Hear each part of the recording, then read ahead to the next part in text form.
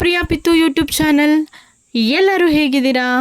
Previous ವಿಡಿಯೋದಲ್ಲಿ probiotic drink ಹೇಗೆ ಮಾಡೋದು ಅಂತ ಹೇಳ್ಕೊಡ್ತೀನಿ ಅಂದಿದೆ. ಬನ್ನಿ ನೋಡೋಣ. ಮೊದಲಿಗೆ 5ರಿಂದ 6 ಗೇರ್ ಹಣ್ಣು ತೊಗೊಂಡಿದ್ದೀನಿ. ಅದನ್ನು ಚಿಕ್ಕ ಚಿಕ್ಕ ಪೀಸಾಗಿ ಕಟ್ ಮಾಡ್ಕೊಳ್ಳಿ.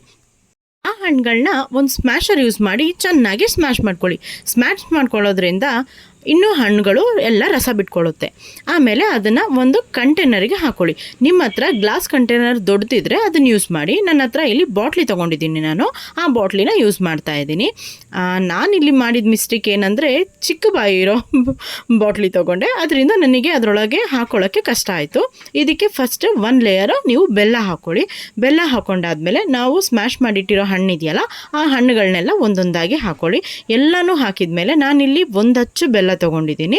ನೀವು ಕೂಡ ಅದೇ ಅಳತೆಗೆ ತೊಗೊಳ್ಳಿ. ಅದನ್ನು ಹಾಕಿಬಿಟ್ಟು ಇದಕ್ಕೆ ನಾನಿಲ್ಲಿ 1 ಇಂಚು ಶುಂಠಿ ತೊಗೊಳ್ತಾ ಇದ್ದೀನಿ. 1 ಇಂಚು ಶುಂಠಿನ ಚಿಕ್ಕ ಚಿಕ್ಕದಾಗಿ ಕಟ್ ಮಾಡಿಬಿಟ್ಟು ಅದರೊಳಗೆ ಹಾಕ್ಕೊಳ್ಳಿ.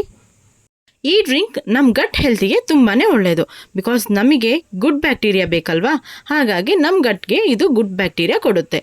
ಇದು ಪ್ರೋಬಯೋಟಿಕ್ ಆಗಿರೋದ್ರಿಂದ ಇದನ್ನು ಮಾರ್ನಿಂಗು ನೀವು ಖಾಲಿ ಹೊಟ್ಟೆಗೆ ತೊಗೊಳ್ಳೋದ್ರಿಂದ ತುಂಬಾ ಒಳ್ಳೆಯದು. ಇದಕ್ಕೆ ನೋಡಿ ನಾನು ಕಾಯಿಸಿ ಆರಿಸಿ ಇಟ್ಟಿರೋ ನೀರು ಹಾಕ್ಕೊಳ್ತಾ ಇದ್ದೀನಿ.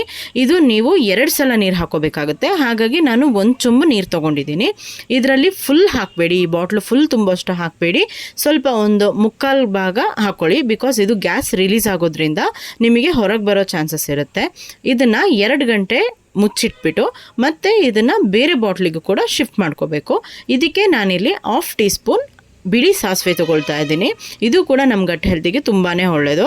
ಹಾಗಾಗಿ ಇದನ್ನು ಹಾಕ್ಕೊಳ್ತಿದ್ದೀನಿ. ಇದನ್ನು ಹಾಕಿ 2 ಅವರ್ಸ್ ಚೆನ್ನಾಗಿ ಮಿಕ್ಸ್ ಮಾಡಿ ಇಟ್ಬಿಡಿ.